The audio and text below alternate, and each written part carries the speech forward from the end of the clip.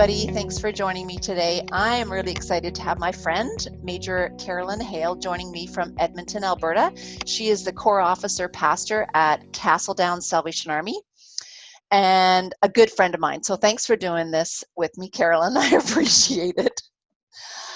Tell us a little bit about what's been different at work for you since COVID. Lots has been different at work for me since COVID. We've jumped in. As a Salvation Army, we tend to, when crises happens, what can we do to help the community? And here at Castle Downs Church, normally we do a food bank 2 days a week. Right. And so we jumped to the community and said, hey, how can we help? So because COVID, some other people canceled in our community, so we decided to take on extra people. So we do food bank now 4 days a week.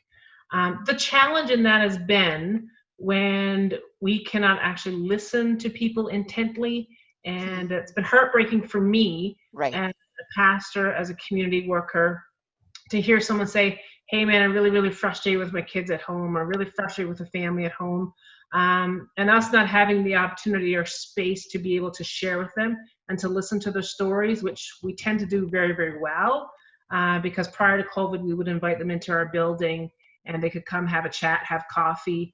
Right now we meet them outside and say, hey, here's your food. See you later. Have a good day. That's heartbreaking for me to be able to listen to the frustration and just have to send them on their way.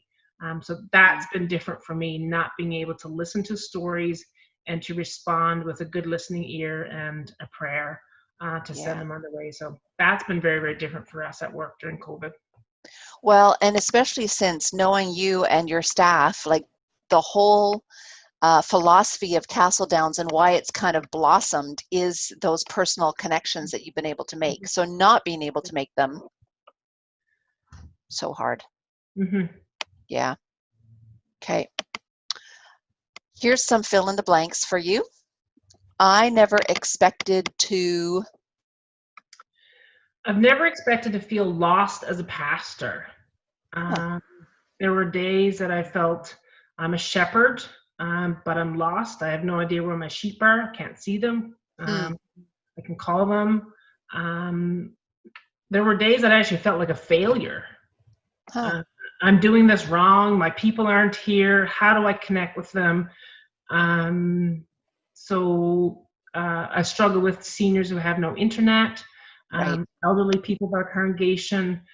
I felt really, really lost, and I felt as a failure. But then just learning, okay, God, how do I do this? What are you trying to teach us in this? Maybe it's for me to be still.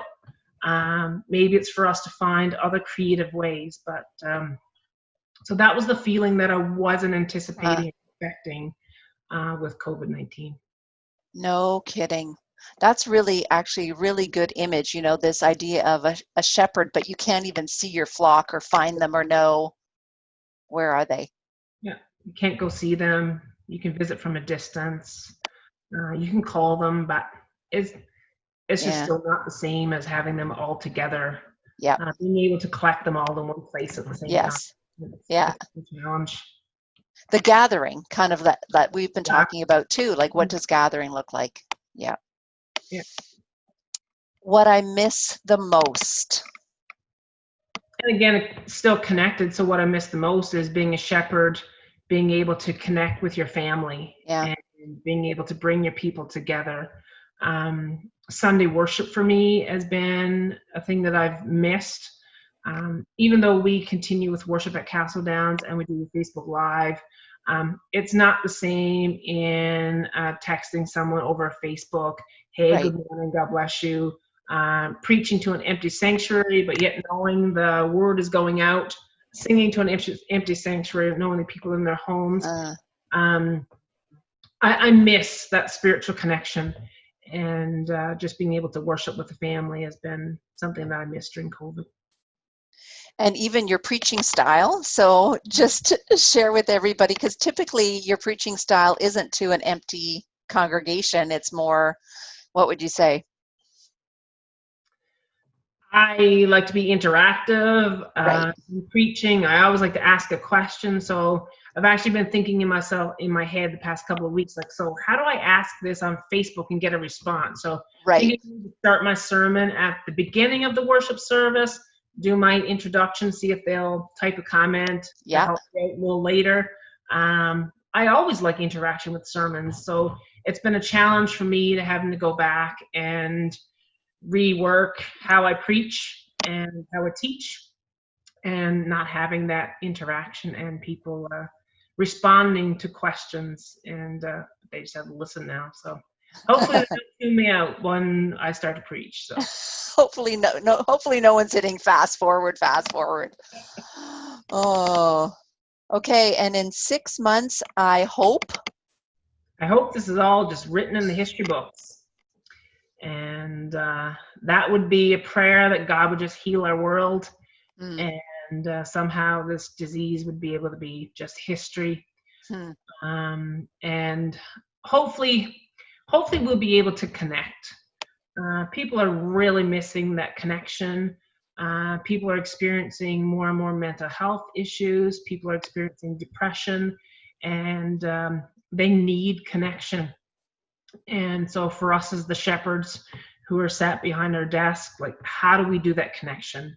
Right. And yeah, we can do Facebook, we can do a telephone call, we can do a Zoom, but it's not the same as embracing someone in that big hug and letting them cry on your shoulder. Right. And just having them there with you. So I really hope by 6 months' time that we can have that personal one-on-one connection with people. Yeah, no kidding. Well, I join you in that prayer as well. I think gathering and connecting, it will look different, but my fear too would be, in the meantime, we don't want to lose people in the cracks of it or in the gaps of it. We don't want people to be lonely, any more lonely than they are, or any more lost than they are. So I join you in that prayer. Thanks for doing this crazy interview with me today. Thank you. All right. Bye for now.